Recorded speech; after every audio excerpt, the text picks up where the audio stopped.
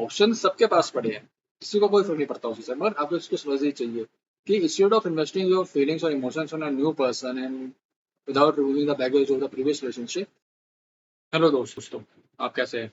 तो आज हम बात करेंगे इंडियन रिलेशनशिप्स के बारे में, और रिलेशनशिप्स में एग्जैक्टली बात करेंगे इंडियन मैरिजेस के बारे में कि आज के टाइम पे मैरिजेस वगैरह इतनी फेल हो क्यों रही है। क्योंकि अगर हम पहले के हिसाब से देखा जाए, लाइक अपने पेरेंट्स के ज़माने में, उसके हिसाब से हमारी जो आज की रिलेशनशिप है वो इतनी चल नहीं रही है।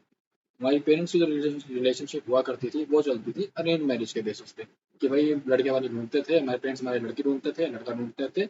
वो लड़के लड़के का बैकग्राउंड वगैरह चेक करते थे और फिर देखते थे कि अगर सब कुछ अलाइन हो रहा है तो उस चीज़ को वो मैरिज में कन्वर्ट करते थे।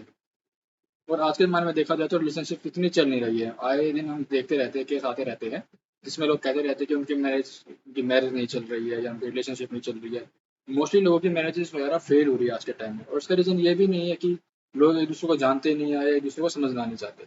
उसका मेन रीज़न ये होता है कि लोगों को एक दूसरे पे आज के टाइम पे ट्रस्ट नहीं रहा, और ट्रस्ट ना होने का रीज़न ये है कि लोगों के पास ऑप्शंस बहुत सारे हो गए हैं। तो चलिए आज इसी बारे में बात करते हैं कि in our Indian community why marriages are failing so much. तो अगर हम पहली बार देखी जाए तो हर लड़का जो आज की उम्र में 30 के पास पहुंचने वाला है, जो लड़की अगर 25-26 साल की हो जाती है, तो उसके पेरेंट्स वगैरह यही सोचते हैं कि क्यों ना इसकी अब शादी करा दी जाए, क्योंकि वो भी चाहते हैं कि जो हमारा लड़का है या जो हमारी लड़की है वो जल्दी से जल्दी सेटल हो जाए। मगर वो इस चीज़ का कॉन्टेक्स्ट नहीं लेते। ये क्या उन्हें बच्चों के बारे में पता है कि कहीं वो ऑलरेडी किसी रिलेशनशिप वगैरह में तो नहीं है, या कहीं ऐसा तो नहीं कि वो उनका बाहर ही कहीं कोई चक्कर वगैरह चल रहा हो या बाहर वो किसी और से प्यार करते हो, मगर उनमें हिम्मत वगैरह ना हो। कभी कभार उनमें ये चीज़ भी आ जाती है कि पेरेंट्स को लगता है कि हमारे बच्चे अभी नादान है, उन्हें नहीं पता उनके लिए क्या सही है और क्या गलत है। तो इसी चीज़ को देखते हुए वो अपने बच्चों का जो फ्यूचर होता है या जो उनका जो पार्टनर होता है वो अपने आप ही डिसाइड कर लेते हैं। जो मैं ये नहीं कहता कि हर कंटेक्स्ट में हमेशा फेल ही होता है, मोस्ट ऑफ द केसेस में ऐसा भी होता है कि जो मैरिजेस पेरेंट्स वगैरह आपकी अरेंज वगैरह करवाते हैं वो चलती भी है, क्योंकि वो देखते हैं कि अगर भाई हमारा जो लड़का है हमें पता है कि वो किस तरह का है, उसका नेचर क्या है, वो कैसे लोगों के साथ रह सकता है और कैसे लोगों के साथ नहीं रह सकता, और उसी के हिसाब से उसके लिए लड़की वगैरह ढूंढते हैं और उसको मैरिज में कन्वर्ट करते हैं। But most of the cases में आज के ज़माने में देखा जाए तो लोगों के पास ऑप्शंस बहुत ज़्यादा हो गए हैं। भले वो आपके इंस्टाग्राम ऐप्स हो गया, आपके रिलेशनशिप अकाउंट्स हो गए, ऐप्स हो गई like Tinder, bumble and all those things. तो इसमें लोगों के पास पता है कि मेरे पास ऑप्शंस बहुत ज़्यादा है। आज के ज़माने में कोई भी लड़का है वो मोस्टली जो भी सिंगल है या कोई लड़की अगर सिंगल है वो अपने लिए एक कैजुअल रिलेशनशिप ढूंढती है आज के टाइम के हिसाब से, क्योंकि उन्हें पता होता है कि लॉन्ग टर्म रिलेशनशिप का आज के टाइम में कोई स्कोप इतना है नहीं उसका। उनके हिसाब से उनका रीज़न भी सही होता है कुछ केसेस में, हम कह सकते हैं, क्योंकि उन्हें लगता है कि आज हर एक इंसान के पास ऑप्शंस है। अगर उसकी रिलेशनशिप एक के साथ नहीं चल रही है तो वो किसी और के साथ चला सकता है। There are lot of options in nowadays, either you can say it's on Tinder, Bumble और all other any other accounts. लोगों को पता है कि आज उसको छोड़ भी दूंगा तो मेरे को कोई दोबारा मिल जाएगा। मगर इस सिचुएशन में अगर हम इसको मैरिज के पर्सपेक्टिव में लेके चले तो लोगों को ये चीज़ समझनी चाहिए कि at some certain point in your age you need to settle down. ठीक है, आपने नौकरी कर रहे हैं, आप अपना कोई बिजनेस कर रहे हैं, आप अपने लाइफ में वेल सेटल है। Eight the end of the day आप जो अपनी लाइफ से एक्सपेक्ट करते हैं वो होता है पीस ऑफ माइंड।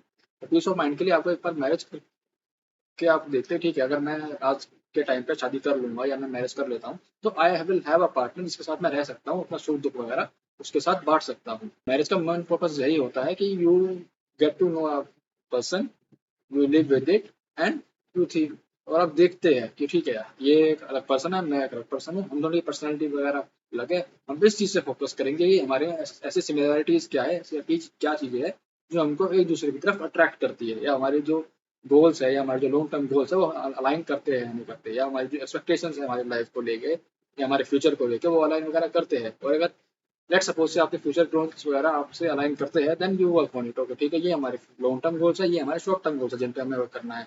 और ऐसे धीरे धीरे डे बाई डे करके आप अपने गोल्स अगर अचीव करते हैं तो उसके साथ साथ आप एक दूसरे को समझने की कोशिश भी करते हैं। दैट्स हाउ रिलेशनशिप वर्क्स, और either marriage works. You live with each other, you understand each other, and then you work on it. Okay, this is a positive points between us, this is a negative points, and these are the common traits that we have between us. So हमें जो हमारे positive चीज़ है उसको काम करना चाहिए। जो common चीज़ें हमें पता है कि हमारे कॉमन गोल्स अलाइन कर रहे हैं, हमारे लॉन्ग टर्म वैल्यूज अलाइन कर रही है। तो जो नेगेटिव थिंग्स है जो हमारे पे काम नहीं कर रही है, हमारे व्यू पॉइंट्स लगे, हमें उस व्यू पॉइंट्स को लेके अपने पार्टनर के साथ लड़ना नहीं होता, हमें उस चीज़ पे बात करना होता है, डिस्कस करना होता है, उस पर कॉमन ग्राउंड पे उस पर 25 तरह के क्रिएटिव वेज निकालने पड़ते हैं उस चीज़ को ओवरकम करने के लिए। मगर क्या यही चीज सही में आज के समय में ऐसे होती है? क्या लोग रियली अपने रिलेशनशिप्स वगैरह पे वर्क करते हैं, या बस एक इजी वे आउट ढूंढते हैं कि जहाँ थोड़ी सी मुश्किल हुई, they jump out of that relationship and drop to a new one?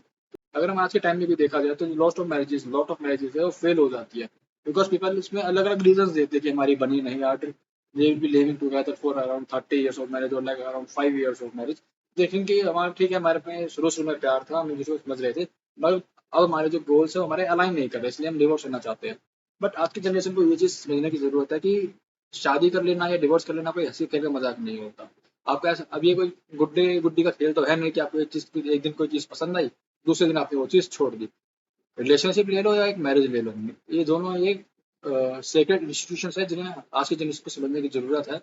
कि ठीक है, आपने अपने लाइफ में सारी चीजें अचीव करी, सारी चीजें जो आप करना चाहते थे, आपने मनी अर्न कर लिया, आपके फ्रेंड्स है, आप घूम लिए फिर लिए, you did whatever you want to do, but at the certain age of time you need to have a long term partner with whom you can spend your life together.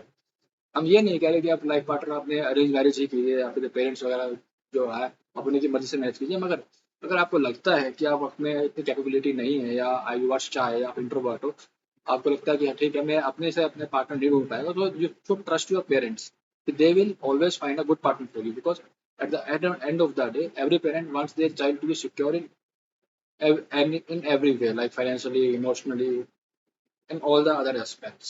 तो आज की generation को यही चीज समझने की जरूरत है हमारे को, कि वो रिलेशनशिप हो चाहे वो मैरिजेज हो, उस एक जाएगा तो दूसरा आ जाएगा। रिलेशनशिप्स और marriage doesn't work like that. You focus on a person, you get to know him, and then you see, okay, whether our goals are aligning with each other or not. And if they are aligning, how can we work on it to make it more fruitful for each other, and how we can sustain this relationship or marriage? Because आप किसी बंदे को या किसी बंदी को एक दिन में नहीं जान सकते।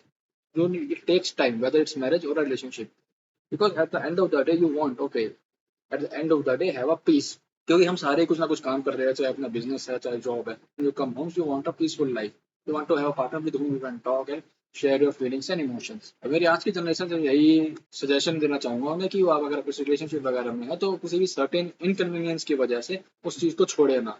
ऑप्शन सबके पास पड़े हैं, किसी को कोई फर्क नहीं पड़ता उसी से, मगर आपको इसको समझना चाहिए कि instead of investing your feelings और emotions on a new person and without removing the baggage of the previous relationship, it's better to hold on to that person. If you think you can make it work, make it work. If you think that this relationship won't work because you have certain different goals alignment or your value systems are not aligning, then you should, like, if you want to end it, you can end it on a happy note. But first of all, you need to see if whether you can really work on it or not. If you can work on it, that's great. If you cannot work on it, then you can think about it. Okay, it's not working anymore. We should either go to separate ways or take some break. But if you are in a relationship, if you are going for a marriage, have some faith on yourself, have some trust on yourself, and make it work. And try to understand your partner. ऐसे ही और content को देखने के लिए unfiltered mind को subscribe करें, और आपके जो व्यूज है वो कमेंट करें और मुझे बताएं कि आपको वीडियो कैसा लगा। ये चैनल मैंने आप लोगों के लिए ही बनाया है, जिसलिए आप लोग इस चीज़ पे बात कर सकें।